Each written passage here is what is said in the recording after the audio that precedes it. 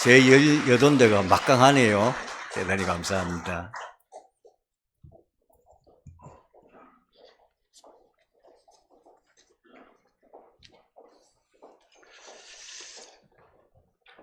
우리 많은 성도님들 가운데 혹시 이런 고민을 하면서 굉장히 지금 신앙에 힘든 시간을 보내고 있지는 않는지 모르겠습니다.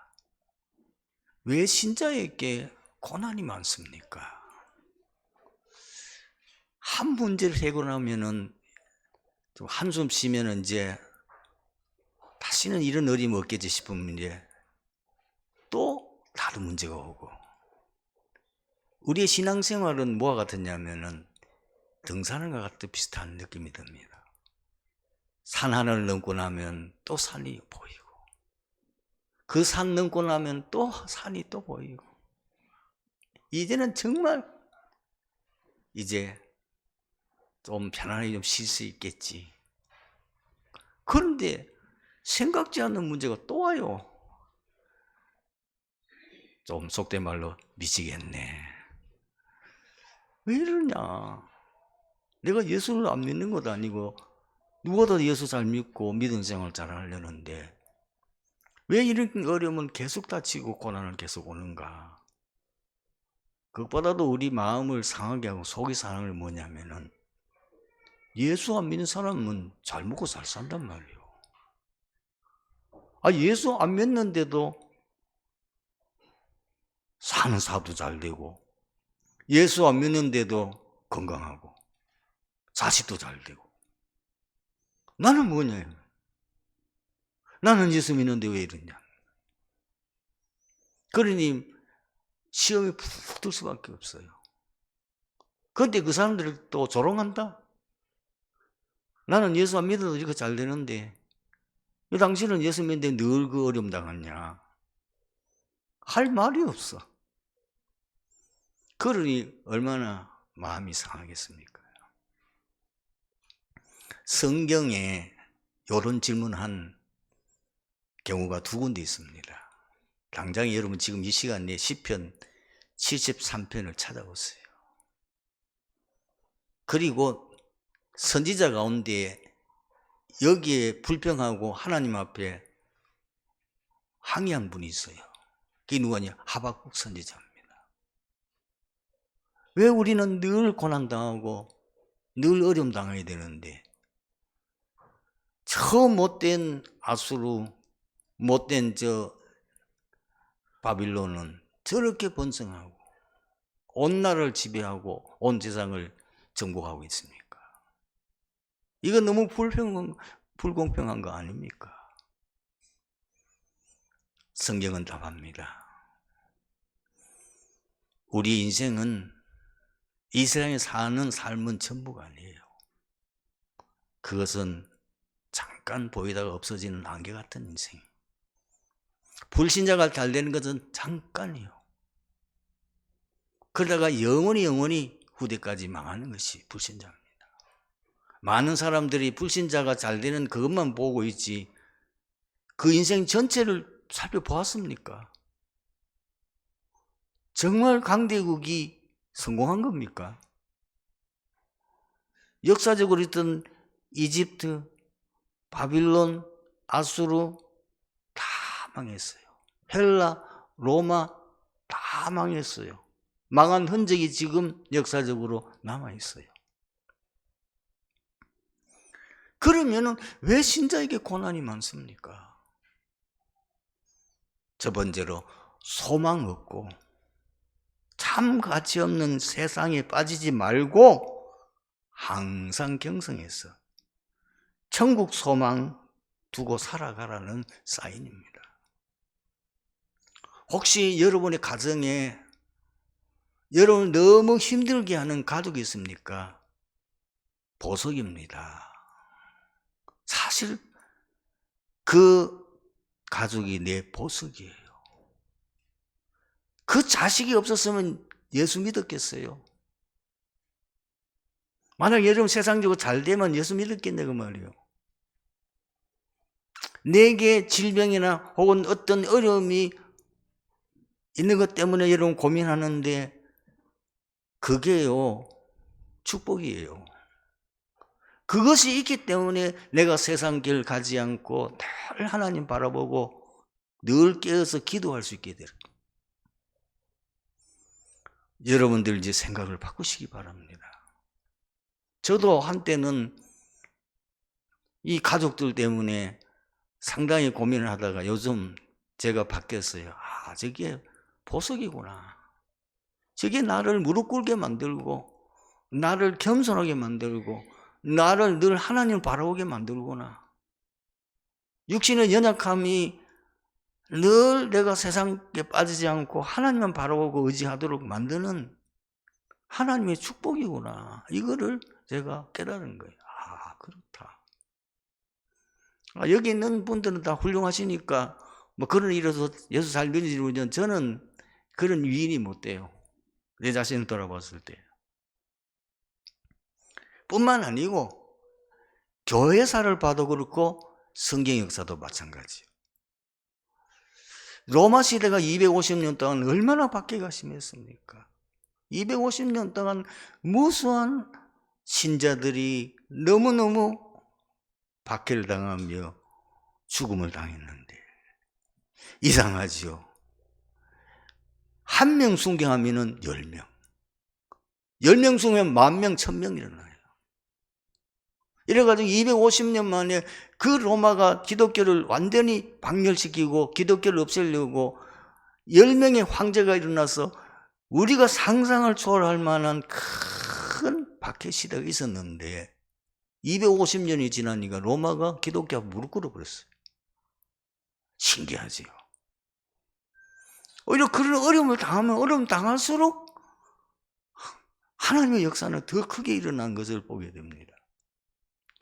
사실 초대교회가 언제부터 무너지기 시작했냐면은 기독교가 공인된 것까지는 좋았어요. 그런데 그 로마 황제 가운데에 한 황제가 기독교를 로마 제국의 국교로 세우면서부터 기독교는 몰락의 길을 걸어가기 시작합니다. 그때부터 교회는 타락이 됐어요. 그때부터 교회는 교권 싸움을 하게 돼요. 그때부터 교회는 물질적으로나 사람으로는 풍성하고 교회는 물질로 차고 넘치는 왕부터 교회 오니까 교회는 풍성해지는데 지도자들은 타락해가지고 결국은 이게 뭐죠? 초대교회가 천주교 돼버려요. 중세교회에 타락되어진 그 내용은 설명을 다 할 수 없어요. 여러분 잘 되는 것이 축복입니까? 아닙니다. 착각하지 마세요. 우리가 육신적으로 잘 되면 거의 100% 타락합니다. 신앙 변질됩니다. 그것이 성경이 그리고 교회사가 밝히는 증거입니다. 그렇기 때문에 신자에게 고난이 있는 것은 축복이라니까요. 그것이 있기 때문에 나를 항상 주님 바라보게 만들고 주님 앞에 무릎 꿇고 기도하게 만들어서 우리를 영적으로 단련하고 세워나가는 그 과정이라는 사실이에요. 왜 신자에게 고난 줍니까? 서밋으로 세우려는 거예요. 우리를 영적 서밋으로 세워줘야 세계복음 할 거 아닙니까? 우리에게 고난이 많다는 것은 하나님께 집중하라는 사인이에요. 내가 너를 서밋으로 세워서 앞으로 너를 통해서 세계복음을 하겠다는 겁니다. 세 번째로, 사실 우리에게 큰 고난이 당하는 그 시간표가 전무후무한 응답받는 시간입니다. 여러분 성경을 자세히 보세요. 언제 성경에 전무후무한 응답이 일어났느냐요. 이스라엘 백성들이 400년 동안 노예로 고생당하는 그 시기 아닙니까? 애굽에 하나님이 10가지 기적을 행해서 애굽의 모든 우상을 다 무너뜨려 버리고 그리고 그 백성들을 출애굽하게 하는 역사. 성경에 기록됐잖아요. 어느 나라가 애굽의 지배를 받고 노예됐는데 그 백성이 해방이 되어 나온 민족이 있더냐? 400년 동안 죽을 고생하는 고난의 세월이 있었기 때문에 하나님은 그 과정을 통해서 하나님의 최고의 전무후무한 응답을 주신 거잖아요. 그런데다가 광야 생활하는 가운데 언제 전무후무한 응답이 왔습니까? 큰 광야 여름 올 때마다 홍해가 가로막히고 마실 물이 없어서 사람들이 죽네 사내할 그때 이스라엘 백성들이 그 가나안 땅 정복하는 과정 속에 언제 전무후무한 응답이 있느냐? 그 앞에 큰 문제가 왔을 때에, 큰 장애물이 있을 때에 하나님이 전무후무한 응답을 주신 거 아닙니까? 앞에 요단에 장애물이 있으니까 하나님이 전무후무한 응답을, 여리고 그 앞에 가로막혔으니까 하나님 그때 전무후무한 응답을, 여리고 이제 점령해 나가니까 그보다 큰 어려움이 닥쳤어요. 아모리 연합군 7왕 7족속 30왕이 힘을 모아가지고 이스라엘을 무너뜨리겠다고 공격할 때, 그때 하나님 어떤 역사를 이루셨죠? 하늘에서 우박이 떨어져가지고 그 우박에 맞아 죽은 자들이 오히려 전쟁의 칼에 맞아 죽은 자보다 더 많았고요. 하나님이 해가 지면 안 되니까 이 여호수아의 기도를 들으시고 그 하늘의 태양을 멈추는데 모든 원수를 다 무찌를 때까지 멈추게 하시는 기적입니다. 멀리 갈 거 없어요. 지금 우리 교회는요, 전무후무한 응답 받았어요. 지금 그러니까 금년 지난해 한번 보세요. 늘 우리가 헌당 했는데 금년 지난해 2해 동안에 사실 우리가 헌당할 수 있는 원금 상환을 제일 많이 했어요. 어떤 우리 두 가정에서 2억이나 헌금했어요.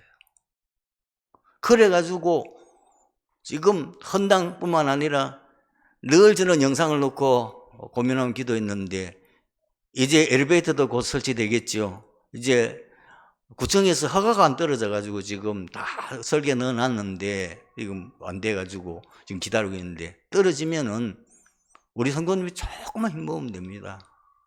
이래가지고 영상 이것도 싹 디지털로, 그리고 화면도 싹 바꾸는, 동시에 우리가 할 수 있습니다. 어떤 분이 지금 화면, 여러분 TV 여기에 5대 다 바꿨어요. 누가 현금했는지 무명을 했어요. 이 기적 아닙니까? 지금 어떤 교회는 헌금이 안 나와가지고 지금 교역자 사례를 줄인다, 그리고 교역자를 지금 모시지 못해가지고 내보낸다, 이런 사건이 났는데, 우리 교회는 지금 헌금이 전혀 차이가 없어요. 제가 계속해서 이 헌금 보잖아요. 더 많은 성도님들이 힘내어 헌금하고 있어요. 그럼 경제가 더 낫냐? 경제는 더 어렵잖아요. 이거 우리 교회는 지금 전무후무한 응답 속에 있는 거예요. 기적 같은 일이 지금 일어나고 있는 거예요. 신자의 고난은 고난이 아니에요, 축복입니다. 그걸 여러분 다 오늘 붙잡으세요. 여러분에게 큰 마음의 고통과 여러분에게 늘 시험거리가 되는 게 있습니까? 그게 뭐냐면 보석이에요. 그 나를 어렵게 하는 그 가족의 보석이라니까. 그것 때문에 내가 예수 믿고, 그것 때문에 늘 하나님 바라보고, 그것 때문에 하나님 앞에 기도하고. 내게 혹시 여러 가지 질병이나 약한 부분이 있습니까? 그것이 나를 서밋으로 세우는 하나님의 방법이라니까요. 그래서 우리를, 여러분 기도하면은 우리가 상상을 초월할 만한 삶 초월의 역사가 분명히 일어나는데, 우선은 안 보이니까 아무 응답 없는 것 같지만은 시간이 지나면은 어느 날 여러분들이 그 응답이 우리에게 쏟아지기 시작하면은 역시 그게 금방 눈에 안 보이니까 문제지. 시간이 지나면 반드시 그 결과는, 기도한 결과는 오게 돼 있거든요. 분명히 우리 때 못 받으면 우리 후대도 받아요. 저는 그런 거 많이 봤어요. 어떤 목회자는 너무나 좋은 목사님을 만나가지고, 부모님 만나가지고, 그 부모님이 참 속된 말로 하면 목회한다고 죽을 고생을 해요. 그런데요, 그게 목사님, 저 목사님 왜 이렇게 목회가 어려울까? 왜 그럴까? 그게 아니에요. 그 자녀들이 확 축복받기 시작하는데요. 진짜, 공짜가 없구나. 정말 공짜. 한상성 여러분 장관 했던 변호사, 그분 아버지가 시골에 조만한 사례도 제대로 못 받고, 그런데 이분이 진짜 믿음이 좋은 거, 정말 하나님 사랑하는 사람이 뭐냐면은 도시교회에서 이 목사님을 청빙하는 데로 안 가. 내가 가보면 이 양들 어떻게 하냐는 거예요. 누가 여기 와서 이 사례 받고 누가 고생하면서 일을 하겠냐는 거예요. 그걸 자녀들이 알았어요. 그러니까 하나님이 그 자녀들을 축복하기 시작하는 거예요. 사랑하는 성도 여러분, 공짜 없습니다. 정말입니다. 이 과학입니다. 그렇기 때문에 아무 걱정할 거 없어요. 여러분, 정말 이번 기회를 통해서 여러분들의 개인과 가정과 우리 교회의 전무후무한 응답에 증인되는 축복이 함께하기를 주님의 이름으로 축원합니다. 마태복음 13장은 예수님께서 갈릴리 바닷가에서 모여든 많은 무리들에게 비유로 말씀하신 내용을 기록한 것입니다. 비유로 말씀하신 주제는 하나님의 나라에 관한 것이었습니다. 예수님께서는 장소와 대상을 구분하지 않으시고 여건만 형성되면 언제나 하나님의 나라를 선포하시고 복음의 진리를 가르치셨습니다. 비유의 소재는 주로 팔레스타인 지역 유대인 사회 총망라에서 일상생활 가운데서 자주 접할 수 있는 경험들과 공통된 관념들이었습니다. 비유란 말씀의 주제와 내용을 청중들이 이해하기 쉽도록 하기 위하여 어떤 사물이나 관념을 끌어대어 설명하는 것을 말합니다. 그러면은 예수님께서 비유로 말씀하신 목적이 무엇입니까? 바로 일상적인 그 경험으로부터 끌어낸 이야기를 통하여 어려운 천국 복음과 그 비밀을 이해하기 쉽도록 하기 위함입니다. 여러분, 우리는 땅의 사람이요. 우리는 늘 보는 것이 세상 것밖에 보지 못합니다. 우리 눈에 보이는 그것밖에는 알 수 없습니다. 이런 우리가 눈에 보이지 않는 그 천국 세계의 비밀과 그 천국 세계의 진리를 어떻게 알겠습니까? 그래서 예수님께서 그 천국 복음의 비밀과 그 진리의 비밀을 우리에게 이해시키도록 하기 위해서 사용한 방법이 비유라고 말입니다. 여러분, 예수님께서 하신 그 비유에는 도덕적, 영적 교훈이 많이 숨겨져 있습니다. 오늘은 제가 마태복음 13장 이 비유에 대한 첫 번째 설교이기 때문에 그냥 대략 전체적인 얘기만 합니다. 그러나 다음 시간부터는 이 천국 복음, 특히 마태복음에 기록되어 있는 이 비유에 대한 내용 하나하나를 살펴보면서 왜 예수님께서 이 비유를 들었는지, 그 비유를 통해서 우리에게 전달하고 하시는 진정한 하나님의 뜻이 무엇이며 거기에 대한 진정한 영적 교훈이 무엇인지를 하나하나 우리가 살펴보면서 은혜 받는 축복의 시간이 되어지기를 바랍니다. 원하는 목적이 뭐죠? 천국엔 어마어마한 보화가 있는 거예요. 거기엔 어마어마한 축복이 있는데 그걸 하는 예수님께서 우리를 하여금 누리도록 하기 위함이라고 말입니다. 두 번째로, 그런데 왜 예수님이 비유로 말씀하셨는지 그 이유가 뭔가 말이에요. 천국 복음을 말할 때에 다른 방법으로 설명할 수 있는데 왜 하필이면 비유를 들었냐는 거죠. 두 가지입니다. 오늘 제가 읽지 않았습니다마는 마태복음 13장 10절에서 13절에 보면은 그 이유를 두 가지 말하는데, 택함 받은 하나님의 백성들, 천국 백성들은 알아듣고 깨달아 그 축복을 받다 누리도록 하기 위함이고, 하나는 뭐냐면은 택함 받지 못한 무리들로 하여금 깨닫지 못하게 하려 합니다. 왜요? 그 사람들이 이것을 가지고 악용해서 많은 세상에 재앙을 몰고 왔다고 말이에요. 여러분 알아듣겠습니까? 그래서 알아듣지 못하도록 한다고 말이에요. 13절에 분명히 말하죠. 그러므로 내가 그들에게 비유로 말하는 것은 그들이 봐도 보지 못하며 들어도 듣지 못하며 깨닫지 못하게 합니다. 성경과 역사에 증거 있습니다. 이 악한 무리들, 결국은 사단의 종로를 하는 사람이요, 네피림들이요, 이 사람들이 성경을 악용해서 얼마나 많은 사람들을 미혹하고 얼마나 많은 사람들을 멸망에 빠뜨렸냐고 말이에요. 거짓 선지자들과 이단들입니다. 왜 많은 기독교인들이 굳게 서지 못하는 흔들리는 이 기독교인들이 왜 이단에 빠집니까? 이 사람들이 100% 성경을 가지고 성경을 말합니다. 성경을 풀이합니다. 그런데 그 풀이한 내용이 일반 교회와는 달라요. 그런데 그 내용이 너무 기가 막힌 거예요. 너무 논리적이고 너무 맞는 얘기를 한다고 말이요. 거기 미혹돼 버리는 거예요. 예를 한 들자면은 통일교에서 가르치는 창세기 3장 원죄 사건을 어떻게 말하는지 아십니까?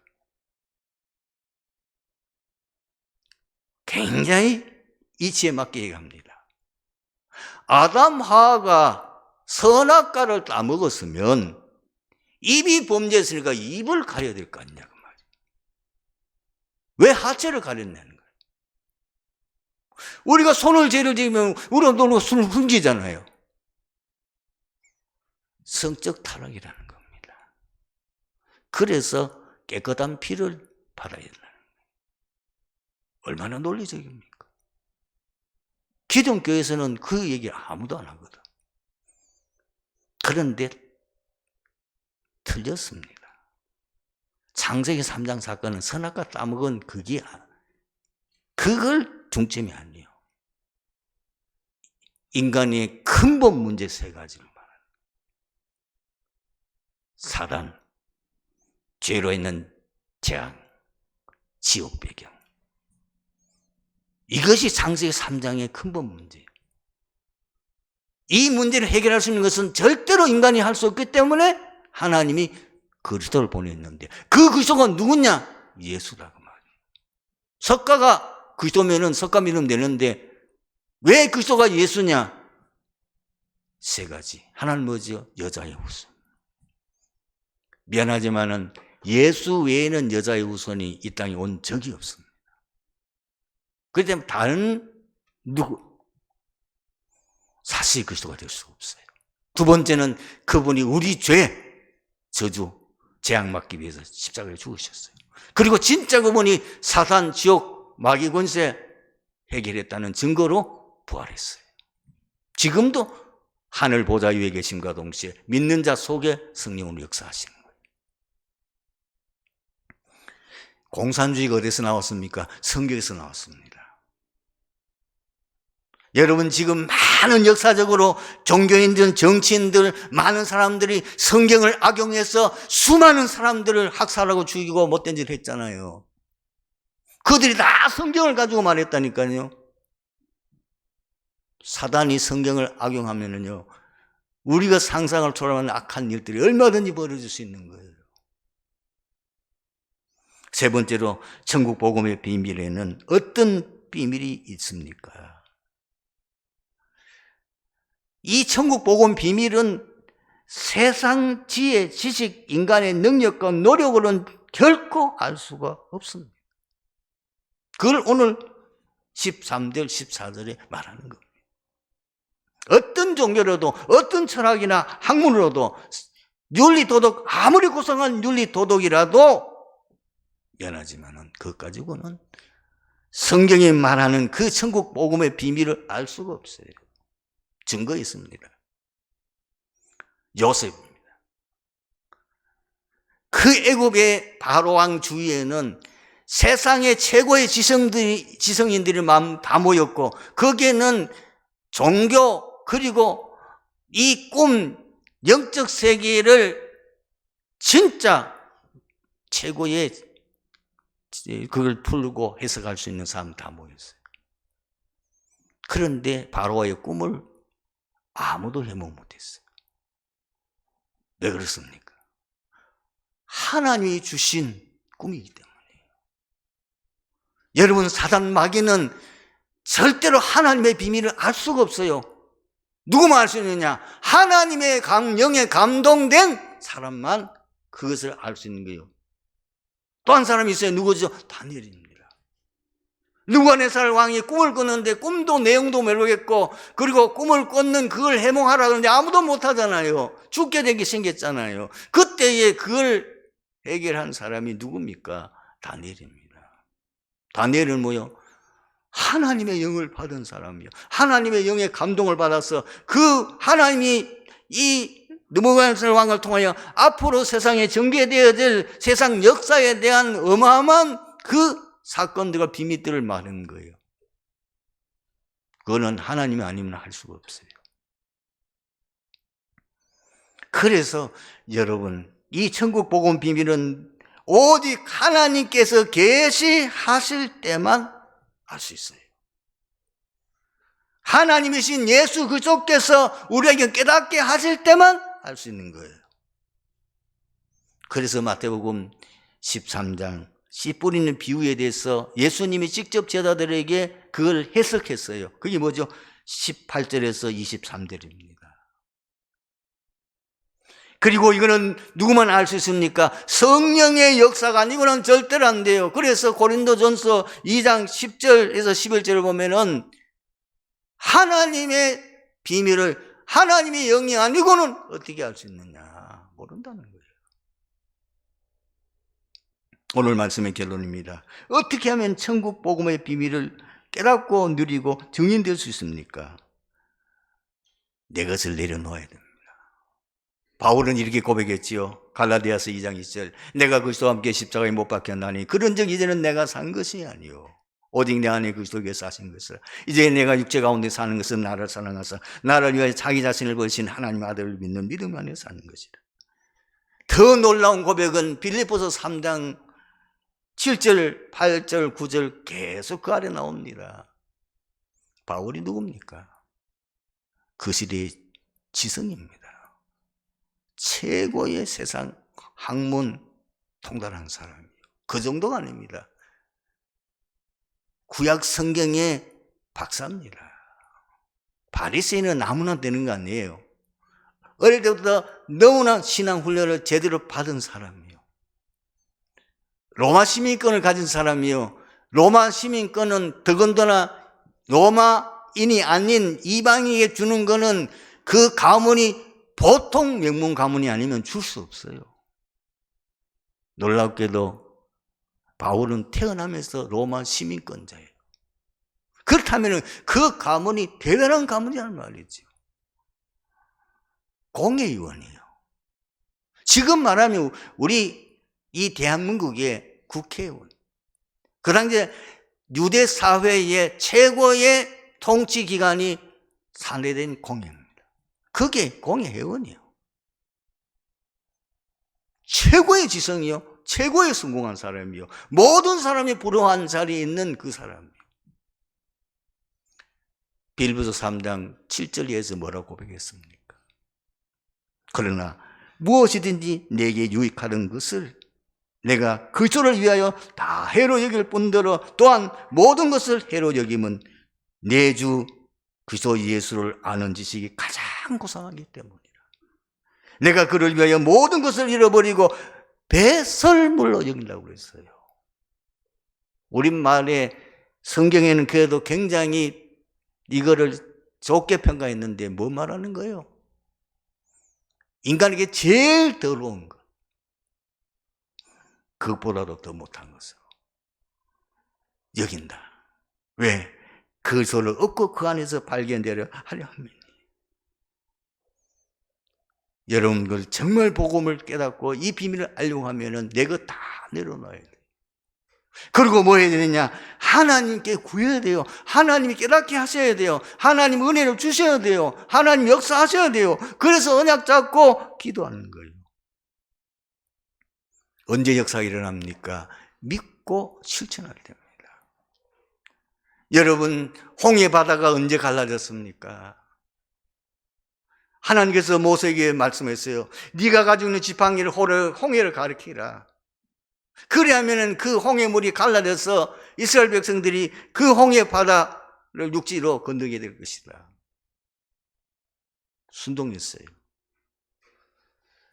언제 요단강이 갈라지죠? 하나님 말씀을 순종할 때입니다. 법궤를 메는 제사장들이 법궤를 메고 요단 강가에 그 제사장의 발이 딱 강물에 잠길 때에 그때 갈라졌어요. 사랑하는 성도 여러분, 기독교는 신비한 종교입니다. 뭘 행하고 노력해서 얻어지는 게 아닙니다.